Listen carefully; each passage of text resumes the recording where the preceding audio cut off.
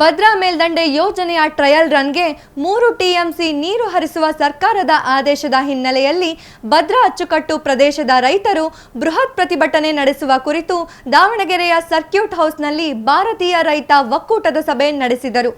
ಮಾಜಿ ಸಚಿವ ಎಸ್.ಎ. ರವೀಂದ್ರನಾಥ್ ನೇತೃತ್ವದಲ್ಲಿ ನಡೆದ ಸಭೆಯಲ್ಲಿ ಭದ್ರಾ ನೀರಿಗಾಗಿ ಹೋರಾಟದ ರೂಪುರೇಷೆಗಳ ಬಗ್ಗೆ ಚರ್ಚಿಸಲಾಯಿತು.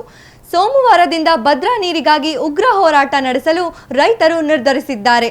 ತುಂಗಾ ನದಿಯಿಂದ ಭದ್ರಾ ಜಲಾಶಯಕ್ಕೆ 17 ಟಿಎಂಸಿ ನೀರು ಲಿಫ್ಟ್ ಮಾಡಿದ ಬಳಿಕ ಅಪ್ಪರ್ ಭದ್ರಕ್ಕೆ ನೀರು ಹರಿಸಬೇಕು. ಆದರೆ ಏಕಾಏಕಿ ನೀರು ಬಿಡುವುದು ಸರಿಯಲ್ಲ ಎಂದು ರೈತರು ಆಕ್ರೋಶ ವ್ಯಕ್ತಪಡಿಸಿದರು. ಕೂಡಲೇ ಅಪ್ಪರ್ ಭದ್ರಕ್ಕೆ ನೀರು ಬಿಡುಗಡೆ ಮಾಡುವ ಆದೇಶವನ್ನು ಸರ್ಕಾರ ವಾಪಸ್ ಪಡೆಯಬೇಕು.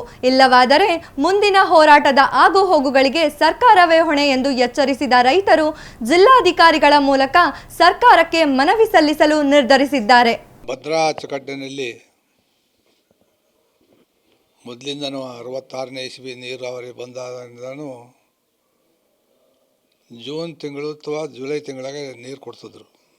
ಮುಂದೆ ನೀರು ಬರ್ತೈತೆ ಅಂತಕ್ಕಂಥ ಒಂದು ಕಲ್ಪನೆ ಇಟ್ಕೊಂಡು ನೀರು ಕೊಡೋ ಅಂಥದ್ದು ಮಾಡ್ತಿದ್ರು. ಈಗಲೂ ಸಹ ಅದೇ ಥರ ಮಾಡಬೇಕು ಅಂತದ್ದು ನಾವು ಹೇಳಿದ್ದು. ಅದು ಸಾಮಾನ್ಯ ಕೊನೆಗೆ ಸೆಪ್ಟೆಂಬರ್ ತಿಂಗಳಿಗೂ ಸಾಕಷ್ಟು ಸಾರಿ ಡ್ಯಾಮ್ ಭರ್ತಿ ಆಗೋಂಥದ್ದು ಆಗಿರ್ತಕ್ಕಂಥದ್ದು. ಇದನ್ನು ಇವರು ಆಗಸ್ಟ್ ತಿಂಗಳಾಗ ನೀರು ಬರೋಲ್ಲ ಅಂತ ತಿಳ್ಕೊಂಡು ನೀರೇ ನಾವು ರೈತರಿಗೆ ಕೊಡೋದಿಲ್ಲ ಅಂತ ಇದು ಮಾಡಿದರು. ಆಮೇಲೆ ನೋಡಿ ಮಳೆ ಬಂದು ಡ್ಯಾಮ್ ವಿಪರೀತ ನೀರು 40 TMCS ನೀರು ಬಂದತೀಗ.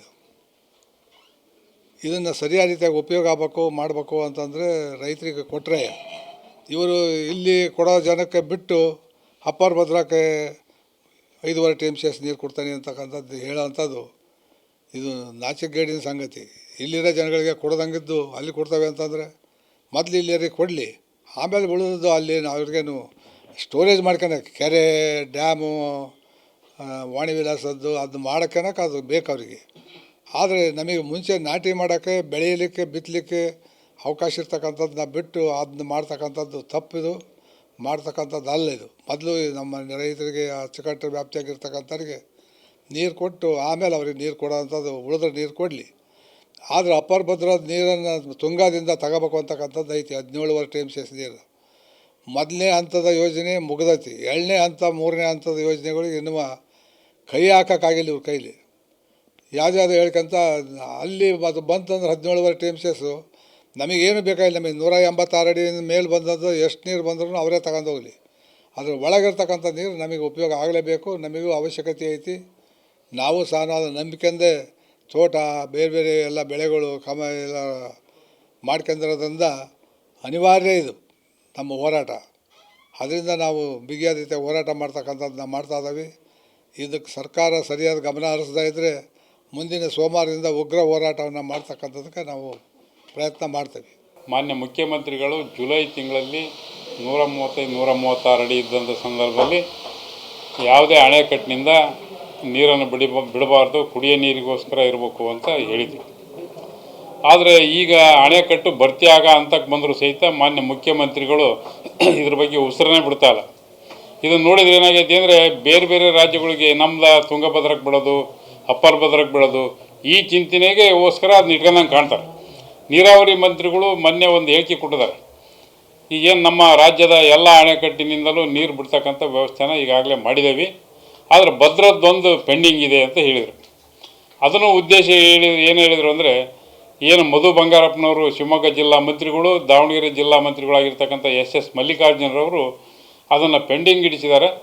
ಇನ್ನೊಂದು 4 ದಿನದೊಳಗೆ ನಾವು ಒಂದು ಮೀಟಿಂಗ್ ಮಾಡಿ ನಾವು ನೀರು ಬಿಡ್ತಕ್ಕಂಥ ಕೆರೆಕಟ್ಟೆಗಳಿಗೆ ಅಂತಂದೇಳಿ ಅವರು ಹೇಳಿರ್ತಕ್ಕಂಥದ್ದು ನಾವು ಯೂಟ್ಯೂಬ್ನಲ್ಲಿ TV ಮೂಲಕ ನಾವು ನೋಡಿದ್ದೀವಿ. ಆದರೆ ಇವರು ಉದ್ದೇಶ ನೋಡಿದ್ರೆ ಏನಾಯ್ತು ಅಂದರೆ ಬರೀ ಈಗ ಅಪ್ಪರ್ ಭದ್ರಕ್ಕೆ ಬಿಡಬೇಕು, ಅಕ್ರಮ ಪಂಪ್ಸೆಟ್ ಪರವಾಗಿ ಲಾಬಿ ಇದ್ದಂಗೆ ಕಾಣ್ತೈತಿ. ಆದರೆ ನಮಗೆ ನಿಜವಾದ ಅಚ್ಚುಕಟ್ಟುದಾರರಿಗೆ 1962ರಲ್ಲಿ ಅಣೆಕಟ್ಟು ಕಟ್ಟಿರ್ತಕ್ಕಂಥದ್ದು ನಮ್ಮ ಏನು 2,65,000 ಎಕರೆ ಭೂಪ್ರದೇಶಕ್ಕೆ ಆಹಾರಧಾನ್ಯ ಬೆಳೆಯಲಿಕ್ಕೆ ನೀರನ್ನು ಕೊಡಬೇಕು, ಭಾಳ ಬರಗಾಲ ಇದೆ ಅಂತಂದೇಳಿ ಚಿಂತನೆ ಮಾಡಿ ಇಂದಿನ ರಾಜಕಾರಣಿಗಳು ಅಣೆಕಟ್ಟನ್ನು ಕಟ್ಟಿದರು. ಇವತ್ತೇನಾಗಿದೆ ಅಂದರೆ ಈ ಅಣೆಕಟ್ಟಿನ ಮೇಲೆ ಈ ರಾಜಕಾರಣ ಮಾಡ್ತಾ ಇದ್ದಾರೆ. ಇವತ್ತು ರೈತರ ಪರವಾಗಿ, ನಿಜವಾದ ರೈತರ ಪರವಾಗಿ ಯಾವುದೂ ಇಲ್ಲ. ಅಪ್ಪರ್ ಭದ್ರಕ್ಕೆ ಹಿಂದೆ ಮಾನ್ಯ ಈಶ್ವರಪ್ಪನವರು ನೀರಾವರಿ ಮಂತ್ರಿಗಳಿದ್ದರು, ನಮ್ಮ ದಾವಣಗೆರೆ ಜಿಲ್ಲಾ ಮಂತ್ರಿಗಳಾಗಿರ್ತಕ್ಕಂಥ ಅಂದಿನ ಎಸ್.ಎ. ರವೀಂದ್ರನಾಥ್ರವರು ಇದ್ದರು. ಎಲ್ಲರ ಮಧ್ಯೆ ಒಂದು ಬೆಂಗಳೂರಿನಲ್ಲಿ ಪ್ರೊಫೆಸರ್ ನರಸಿಂಹಪ್ಪನವರ ಮುಖಂಡತ್ವದಲ್ಲಿ ಒಂದು ಸಭೆಯನ್ನು ಮಾಡಿದರು. ಅಲ್ಲಿ ಏನು ತೀರ್ಮಾನ ಮಾಡಿದರು ಅಂದರೆ 17 TMCನ ನಾವು ತುಂಗಾದಿಂದ ನಾವು ಎತ್ತಿ ಭದ್ರಾಗಿ ಬಿಡ್ತೀವಿ, ನಿಮ್ದು ಯಾವಾಗಲೂ ಅಣೆಕಟ್ಟು ತುಂಬೇ ಇರ್ತೈತಿ, ನಿಮಗೇನು ಕೊರತೆ ಆಗಲ್ಲ ಅಂತಂದೇಳಿ ಅದನ್ನ ಮಾಡಿದರು. ಇವತ್ತು ಏನಾಗಿದೆ ಅಂದರೆ ಅದರ ಕಡೆಗೆ ಗಮನನೇ ಇಲ್ಲ. ಇವತ್ತು ಕೇಂದ್ರದ ಅರಣ್ಯ ಪರ್ಮಿಷನ್ ಸಿಕ್ಕಲ್ಲ, ಹಾಗೆ ಈಗ ಅಂದರು. ಈಗ ಅರಣ್ಯದ್ದು ಸಹಿತ ಪರ್ಮಿಷನ್ ಸಿಕ್ಕಿದೆ. ಈಗಿನ್ನು ಒಂದು 30 ಕೋಟಿ ಇವತ್ತು ಹಣ ಬಂದರೆ ಅದನ್ನು ಮುಂದುವರಿಸಲಿಕ್ಕೆ ಸಾಧ್ಯತೆ ಇದೆ.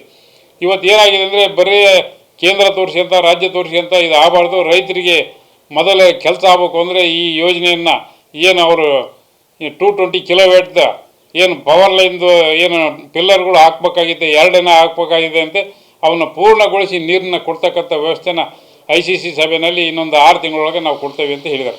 ಮತ್ತು 6 ತಿಂಗಳ ತನಕಲೂ ಈ ಅಪ್ಪರ್ ಭದ್ರಕ್ಕೆ ನೀರು ಬಿಡಬಾರ್ದು ಅನ್ನೋದು ಒಂದು ಉದ್ದೇಶ. ಅವ್ರಿಗೆ ಸ್ಪಷ್ಟವಾಗಿ ಹೇಳಿದ್ದಾರೆ ಆರ್ಡರ್ನಲ್ಲಿ. ಏನಂತ ಹೇಳಿದ್ದಾರೆ ಅಂದರೆ ಈ ಬೆಳೆಗಳಿಗೆ ಮತ್ತು ಕೆರೆಕಟ್ಟೆಗಳನ್ನ ತುಂಬಿಸ್ಲಿಕ್ಕೆ ರನ್ ದ ರಿವರ್ ಟೆಸ್ಟ್ ಮಾಡಲಿಕ್ಕೆ ಅಂತಂದೇಳಿ ಆದೇಶ ಮಾಡ್ಯಾರೆ. ಇದು ಯಾವುದೇ ಕಾರಣಕ್ಕೂ ನೀರನ್ನು ಬಿಡಬಾರ್ದು, ಬಿಟ್ಟಿದ್ದಾದರೆ ನಾವೆಲ್ಲ ಮರಣ ಶಾಸನ ಬರ್ಕೋಬೇಕಾಗಿತ್ತು ನಮ್ಮ ಭದ್ರಾ ಅಚ್ಚುಕಟ್ಟಿನ ನಿಜವಾದ ರೈತರಿಗೆ. ಇವತ್ತೇನಾಗಿದೆ ಅಂದರೆ ಅಕ್ರಮ ಪಂಪ್ಸೆಟ್ ಹೈಕೋರ್ಟ್ ಆದೇಶಿದ್ರು ಸಹಿತ ಇದನ್ನು 3 ಜಿಲ್ಲೆಯ ಜಿಲ್ಲಾಧಿಕಾರಿಗಳು ಬಿಗಿ ಕ್ರಮ ತೆಗೆದುಕೊಂಡು ಮಾಡೋಕ್ಕೆ ತಯಾರಿಲ್ಲ. ಇವತ್ತು ಯಾವುದೇ ಒಬ್ಬನ ಒಟ್ಟಿಗೆ ಇಟ್ಟಿಲ್ದಾನು ಪಿಕ್ ಪ್ಯಾಕೆಟ್ ಮಾಡಿದರೆ ಅವನು ಹೊಡೆದು ಒಳಕ ಹಾಕಿರ್ತಕ್ಕಂಥ ಕಾನೂನು ಐತಿ. ಇದಕ್ಕೆ ಹಾಕಲ್ಲ, ಪುಕ್ಷಟೆ ನೀರು ಪುಕ್ಷಟೆ ಕರೆಂಟು ಎರಡನ್ನೂ ಕಲಿತಾ ಇದ್ದಾರೆ. ಇದನ್ನು ಎಲ್ಲ ಏನಾಗಿದೆ ಅಂದರೆ ರಾಜಕಾರಣಿಗಳವು ಇವೆಲ್ಲ ಮೇಲ್ಭಾಗದ ರಾಜಕಾರಣಿಗಳವು ಸಹಿತ ಮೇಲ್ಭಾಗಕ್ಕೆ ಅಪ್ಪರ್ ರೀಚಿಗೆ ಅಕ್ರಮವಾಗಿ ಒಯ್ತಕ್ಕಂಥ ನಿದರ್ಶನ ಇದೆ. ಅವರು ಎಲ್ಲ ನಾಲ್ಕಣಿ ಸೇದಂಗೆ ಎಲ್ಲ ಮಾರ್ಕೊಂತ ಇದ್ದಾರೆ. ಇದು ನಿಲ್ಲಬೇಕು ಅಂದರೆ ಇದನ್ನೆಲ್ಲ ಅಕ್ರಮ ಪಂಪ್ಸೆಟ್ಗಳ ಕ್ರಮನ ಬಿಗಿಯಾಗಿ ತಗೋಬೇಕು. ಏನು ಮಾಡ್ತಾರೆ ಅಂದರೆ ಜಿಲ್ಲಾಧಿಕಾರಿಗಳು ಕೋರ್ಟ್ ಆದೇಶ ಪಾಲನೆ ಮಾಡಬೇಕು ಅಂತಂದೇಳಿ ಒಂದು 5-6 ಪಂಪ್ಸೆಟ್ಗಳು ತೆಗಿತಾರೆ. ಮುಂಚೆ ನೀರಾವರಿ ಇಲಾಖೆಯವ್ರು ಹೇಳ್ಬಿಡ್ತಾರೆ, ನೀವು DC ಅವ್ರು ಬರ್ತಾರೆ ಅದನ್ನು ತಗೊಂಬಿಡ್ರಿ, ಮತ್ತೆ ಆಮೇಲೆ ಹಾಕ್ಯವಂತ್ರಿ ಅದನ್ನೇ ಫೋಟೋ ತಕ್ಕಂತಾರೆ, ಪತ್ರಿಕೆ ಬರ್ತೈತಿ, ಅದನ್ನೇ ಕೋರ್ಟ್ಗೆ ವರದಿ ಸಲ್ಲಿಸ್ತಾರೆ. ಈ ರೀತಿಯಾಗಿ ಕೋರ್ಟ್ಗೂ ಮಂಗಪೂಜೆ ಎತ್ತಿದ್ದಾರೆ, ನಮ್ಮ ರೈತರಿಗೂ ಮಂಗಪೂಜೆ ಎತ್ತಿದ್ದಾರೆ. ಇದು ಯಾವುದೇ ಕಾರಣಕ್ಕೂ ಆಗಬಾರ್ದು. ಇವತ್ತು ನಾವು ಈಗಾಗಲೇ ಈಗ 1 ಗಂಟೆ ಕೆಳಗೆ ನಮ್ಮ ಜಿಲ್ಲಾ ಉಸ್ತುವಾರಿ ಸಚಿವರಾಗಿರ್ತಕ್ಕಂಥ ಮಲ್ಲಿಕಾರ್ಜುನರವ್ರ ಹತ್ರ ದೂರವಾಣಿ ಮೂಲಕ ನಾವು ಮಾತಾಡಿದ್ವಿ. ಅವರು ಇವತ್ತೇ ನಾನು ರಾತ್ರಿಗೆ ನೀರು ಎತ್ಸಕ್ಕಂಥ ವ್ಯವಸ್ಥೆ ಮಾಡ್ತೀನಿ ಅಂತಂದು ಹೇಳಿದ್ರು. ಅಲ್ಲಿ ಸ್ವಾಮಿ ನೀವು 3 ದಿನದಿಂದಲೂ ಇದನ್ನೇ ಹೇಳ್ತಾ ಇದ್ದೀರಿ ಅಂತಂದು.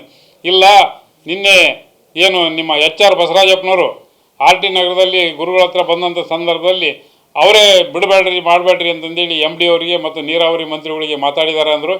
ಇದು ನೋಡಿದರೆ ನಮ್ಮ HR ಬಸವರಾಜಪ್ಪನವರು ಅಕ್ರಮ ಪಂಪ್ಸೆಟ್ ಭಾಳ ಇದ್ದಂಗೆ ಕಾಣ್ತವೆ. ಅದಕ್ಕೋಸ್ಕರ ಇದನ್ನೆಲ್ಲ ಅವ್ರ ಪರವಾಗಿ ಲಾಬಿ ಮಾಡ್ತಾ ಇದ್ದಾರೆ. ಅಕ್ರಮ ಪಂಪ್ಸೆಟ್ನವ್ರು ಏನೋ ವ್ಯವಸ್ಥೆ ಮಾಡಿದಂಗೆ ಕಾಣ್ತಾರೆ. ಈ ಒಂದು ಉದ್ದೇಶದಿಂದಲೇ ಅವರು ನಿಜವಾಗ್ಲೂ ಮಾಡ್ತಾ ಇದ್ದಾರೆ. ಅವರು ನಿಜವಾಗ್ಲೂ ರಾಜ್ಯಾಧ್ಯಕ್ಷರು ಅಂತಂದೇಳಿ ಹೇಳಿಕೆಗಳು ಕೊಡ್ತಾರೆ, ಲೆಟ್ರೇಟ್ ಮಾಡಿಸಿದ್ದಾರೆ. ಅವರು ರಾಜ್ಯಕ್ಕೆ ಅಧ್ಯಕ್ಷ ಆದಮೇಲೆ ರಾಜ್ಯದ ಬಗ್ಗೆ ಚಿಂತನೆ ಮಾಡಬೇಕಾಗಿತ್ತು. ರಾಜ್ಯದ ನಮ್ಮ ರೈತರನ್ನ ಎಲ್ಲರನ್ನ ಕರೆದು ಏನು ಎಂತ ಅನ್ನೋದು ಮಾತಾಡಬೇಕಾಗಿತ್ತು. ICC ಸಭೆಯಲ್ಲಿ ಅದ್ರ ಬಗ್ಗೆ ಏನು ಮಾತಾಡಲೇ ಇಲ್ಲ. ಅವರೆಲ್ಲ ಏನಾದರೆ ಈಗ ಇರ್ತಕ್ಕಂಥ ನೀರು ಆಗೋದಲ್ಲ ಹಾಗೆ ಹೀಗೆ ಅಂತ ಹೇಳಿದ್ರೆ ಹೊರತು ನಿಜವಾಗ್ಲೂ ಇರ್ತಕ್ಕಂಥ 61 TMC ಇವತ್ತು ಲೈವ್ ಸ್ಟೋರೇಜ್ ಇದೆ.